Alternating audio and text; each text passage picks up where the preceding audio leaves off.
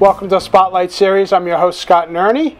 We're at the Queeset Inn. It's Tuesday night. It's getting warm out. I think you guys should come out. The bar is open. The blenders are working. It's going to be that time of the year real soon. Don't forget to stop in. With me tonight is a guest, Kall from Reading with Robin. Welcome to the Spotlight Series. I'm glad to have you here. I'm glad to be here, but where's the blender you speak of? Oh, if it goes off, you'll hear it. Okay. Trust me. I thought something was coming on our... Oh, no? Yeah, well, not on camera. No? No. Okay, it's your show. We have rules here. Okay, Scott. Well, before we get into what you do, tell us a little background of yourself. Well, I've been in Rhode Island for almost 38 years, Scott. I moved here as a young newlywed, and I could not love this state more. It is just everything I love about getting to know people. We have so much to offer here, and I've become a bit of like a come to Rhode Island, you know, come see what we have here. So give a lot of tips for people who are visiting, and you know, spreading books wherever I go. But yeah, long history here in Rhode Island. Me too. Oh, you're not from here either? Yes. Oh, where are you from? Warwick. Oh, Scott, I fell for that one. Yeah, sorry. That's funny. So tell us a little bit about what you do on a regular basis. What is your job, your calling? It is a calling. You know, it's funny, I just had that conversation with somebody who said like job, career, whatever you call it, because they said, do you ever turn it off? And reading and sharing books is just who I have always been, but even more so with a microphone, with a stage, with a platform. So I'm always sharing my love of books. You can see I brought some with me, but wherever I go, I sort of put my books out and people will be like, I know you know, and then we're talking books and the next thing you know, it's a whole conversation. So I share books wherever I go, pretty much. So you have a regular event program that you do. So give us a little information about that. So I have Thursdays I do Instagram Lives with authors. During the pandemic I did an inordinate amount of interviewing. A ridiculous, absurd amount that I was even having a hard time keeping up with. So I've sort of scaled that back, and now we're back into live in-person events. So I do them as authors come to me or I am aware of a book that I think will have a broad appeal.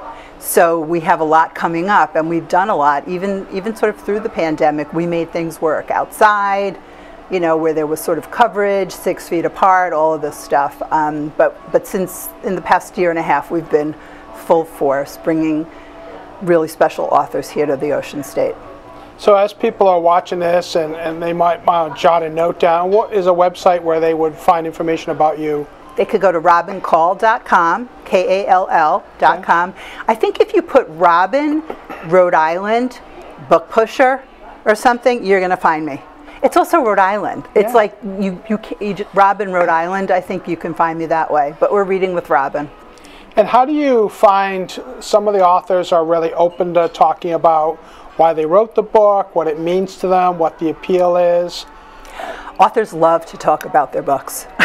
They can't say enough about their own books. You know, it's when I first got the idea to do this, started as a radio show, and the idea was to talk to authors because they're interesting, they're well-traveled, they're fabulous eavesdroppers, and I thought this can be a show. I feel like Seinfeld now. This could be a show. This could be a show. This could be gold. About something, not about nothing. Something, exactly. Sometimes it feels like nothing, but it's always about something, exactly. And so we, you know, initially I would reach out to authors directly, and then at some point publishers started reaching out to me. Authors will tell their friends who are authors. They all sort of hang out together. It's like a secret author club, and they will let me know about their books. But I do a lot of research, and I know what's coming out. I work about a year and a half out. So I'm working on end of 2024 now, 2025. So yeah, there's a lot of good stuff coming out.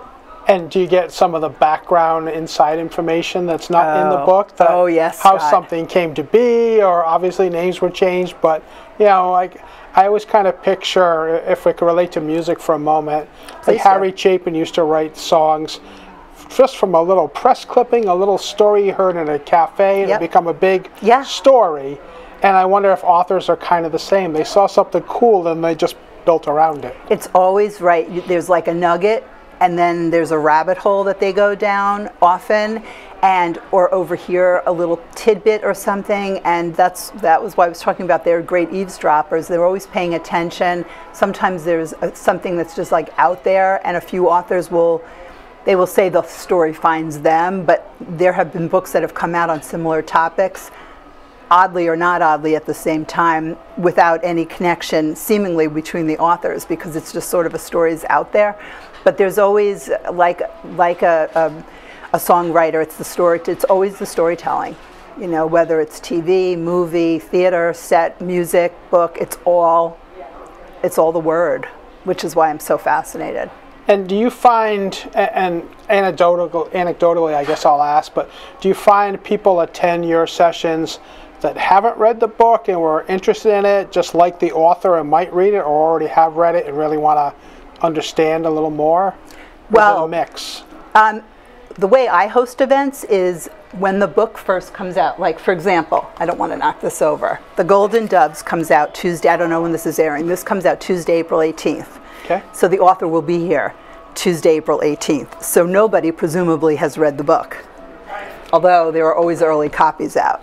So when I host an event, it isn't about the book as much as it is a conversation between the author and me, and then maybe some questions from the audience. Oh, great. So they're learning about the book. But yes, somebody like Martha, people are a fan of her other books, so they're coming because my events are fun, Scott. Like, people come to have a good time. They're really, really, really fun. And that's what I get mostly from people. They're like, wow, that was an author event. I don't know what people think that is, but it's a conversation.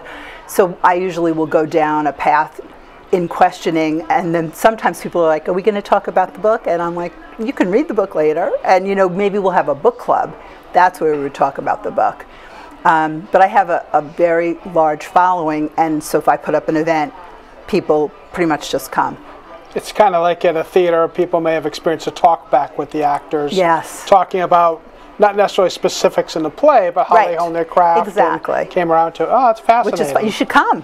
I should. I do. Putting you on the spot. Scott's coming to an event. I would love to have you. So tell me, I understand you just recently held an event with the First Lady of Iceland. This morning, How do you get to that? You know what? She wrote a book, Eliza Reid, called Secrets of the Sprakar, which is about fascinating, extraordinary women. It's an old term used in Iceland, which they've had forever, about extraordinary women. She wrote the book during the pandemic, so it came out in hardcover in 2022. So she did a tour, and she was actually up this way. I didn't know her then. And then she came back for a paperback tour, and I had seen online, you know, we follow everybody on Instagram, and I thought I would love to chat with her. So I did send her a message to her publicist, but separately I sent her a message and said, hey, how's your tour? She was like, I'm just getting on my plane, getting back to Iceland. And I said, oh, I'm going to get to chat with you. She was lovely, very approachable. A lot of people are. You know, if they don't want to answer, they don't have to. Sure. And I had her on this morning, and we had a great time. And the book's fabulous. She did a lot of interviewing, a lot of research. And, you know, she met her husband. She lived in Canada. She met her husband in college at Oxford. He was the only person she had ever met from Iceland, and actually didn't know much about Iceland. And I said, when I met my husband on a blind date in New York, I knew nothing about Rhode Island. I knew it was on the way to Boston. So we had a lot in common, Iceland, Rhode Island. I did not talk about the cooler and warmer debacle. No, well, that's probably I was this close, because it was a connection, but I was like, no, let's not talk about that. Now let's talk a little bit about the charities that you support. Yes, many different charities. So when I do an event, I always connect a charity that I think is meaningful. Sometimes there's a connection between the author, you know, if there's an author that has a specific charity that's important or meaningful. But I was telling you earlier, so the June event, I'm afraid to move. I have 3 authors coming to the Warwick Country Club, Fiona Davis and Nicola Harrison and Kristen Harmel. And this is my Summer with Robin, and this one supports the Izzy Foundation, which I met them last year when we hosted Biggest Book Club, Smallest State. And so now I'm working with Izzy Foundation for the summer events. Traditionally, it all started with my breast cancer awareness events that I started doing in 2007 or 8. I had a Walking with Robin team from when I was on the radio, and so we always supported either American Cancer Society, Gloria Gemma, Breast Cancer Research Foundation.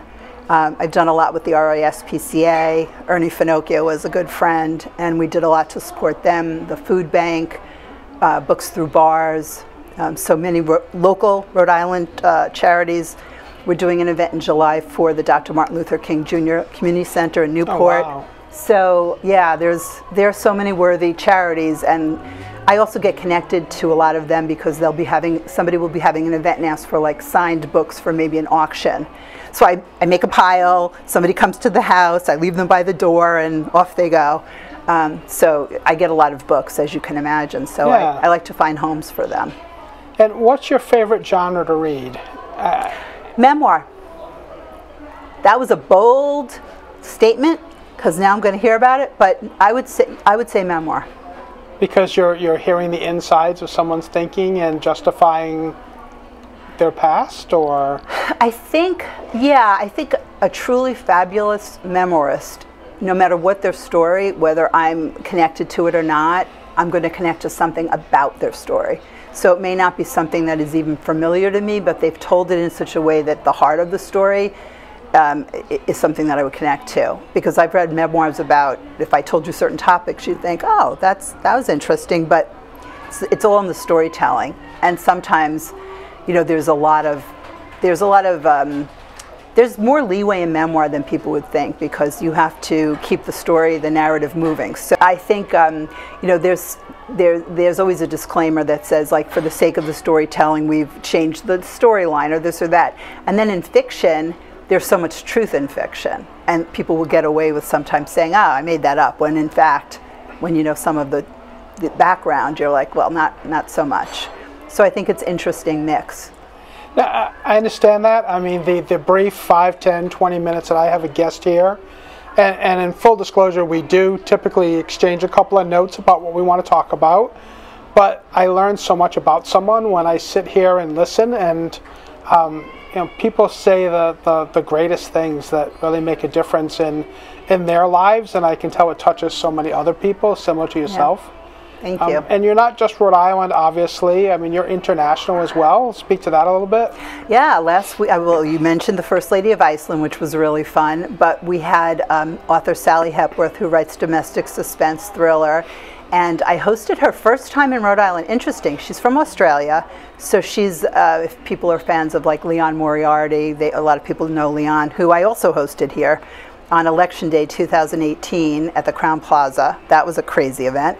But Sally was lesser known, and we hosted her here in 2016. And the first book that she had written took place a little bit in Rhode Island about a midwife, which was like really interesting because she didn't know anything about Rhode Island. I've gotten to know her since, and all her books take place in Australia. But her first one, for some reason, had a Rhode Island connection. So I hosted her at the Lenox Hotel in Boston last year, and then this year she came back, and we did it again last Tuesday. Next year, she comes out with one once a year, and we've already decided next year in Rhode Island. And we've had authors come to our series from Canada. We had somebody from Italy once. We've had a few from the UK. And I'm also going to be abroad in May, and I'm getting together with some of the authors that I know in Europe, not for an event so much, but more just to get together with them. Oh, that's fantastic. Could turn into an event. Yeah, and you know, 2025 sounds like a good time to be in Australia. Yes. For the release. We've talked about that. We'll put that out there. We have absolutely, you know, that comes up like in conversation, and everybody in the audience is like, yes, a reading with Robin trip abroad. And then when you try and, you know, then there's a practical, but yeah. That is absolutely on the table. And you could stop a couple of times along the way and, you know, have just a couple of sessions. Pack enough books, yeah. And you're good, right? Never be anywhere without a book. Remember the limits on luggage. That's why people like to read them. Don't laugh. The books are heavy, and I like a real book, and it's true. And the last time I was away, my daughter and I were away in December to the Christmas markets in Scandinavia, and I packed too many books, and I didn't get to a one. And they are heavy, so you are correct. But that makes a good trip, though, still. You never know. Busy. You never know, right? You don't want to ever be stuck without a book. I'm with you. I usually bring 2 on a trip, and I'll usually finish one and You know, it's that, well, do I want to start the second? Right. You know. Right. But yeah. And do you start, like, just you have a physical book? Yeah. Yeah. I do a lot of audiobooks. Because, you know, it's the 20 minutes in the car. And you get a lot in. I like short chapters. From Warwick? From Warwick, yeah. To here? Or here, or Lincoln, or sometimes I go all the way across the bay. You do? Yeah. On the other side? You go past the tower? I have a permit and everything. But that's where those help. But on vacation, it's true. It's physical book. Yeah, and sometimes when I'm on vacation, if I finish the book, I leave it for somebody to find. Sometimes with a little note. With your card? I leave my Reading with Robin cards everywhere. People will tell me they found them in some interesting places. But sometimes I'll just like leave a little note. Hope you enjoyed this as much as I did, and just leave it. Nice. Yeah. That's great. Thank you so much for coming on the Spotlight series. We're pleasure. big fans. Again, the website for people to check out your events. RobinKall.com, Reading with Robin on Facebook, Robin Kall Inc. on Instagram, Robin, Rhode Island, book pusher. All right. That's pretty much it. Thank you so much for having me. Thank you so much. Thank you, Scott.